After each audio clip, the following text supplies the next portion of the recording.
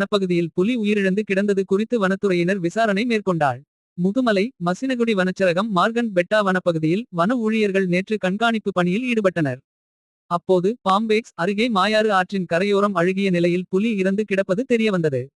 அதிகாரிகளுக்கு தகவல் தெரிவித்தனர். வனச்சரகர் ராஜன் மற்றும் வன ஊழியர்கள் புலியின் உடலை ஆய்வு செய்தனர்.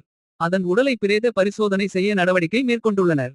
கடந்த சில மாதங்களாக இப்பகுதிகளில் புலிகள் அதிகளவில் மர்மமான முறையில் இறந்து வருவது வன உயிரின ஆர்வலர்கள் மத்தியில் பெரும் அதிருப்தியை ஏற்படுத்தி உள்ளது. இது குறித்து உரிய விசாரணை மேற்கொள்ள வேண்டிய கட்டாயம் ஏற்பட்டுள்ளது. வனத்துறையினர் கூறுகையில் இறந்த ஆண் புலிக்கு 6 வயது இருக்கும். அதன் உடல் நாளை பிரேத பரிசோதனை செய்ய நடவடிக்கை எடுக்கப்பட்டுள்ளது.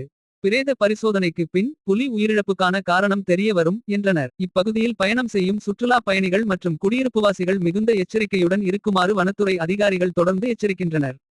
மசினகுடி முதுமலை போன்ற அடர்ந்த வனப்பகுதிகளில் பயணம் செய்யும் போது வாகனங்களை நிறுத்தவோ யானைகளை புகைப்படம் எடுக்கவோ கூடாது.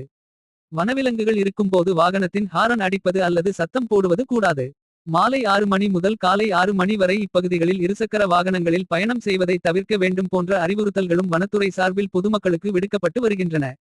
இதனிடையே மசினகுடி கல்குவாரி பின்புறம் உள்ள சித்தப்பாஜி கோவில் பூசாரி ராஜப்பன் 40 கோவிலுக்கு சென்றுவிட்டு நேற்று மாலை வீட்டுக்கு திரும்பி வந்துள்ளார்.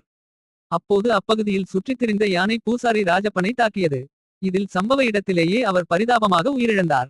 அவரது உடலை மீட்ட வனத்துறையினர் உதகை அரசு மருத்துவக் கல்லூரி மருத்துவமனைக்கு பிரேத பரிசோதனைக்காக எடுத்துச் சென்றனர்.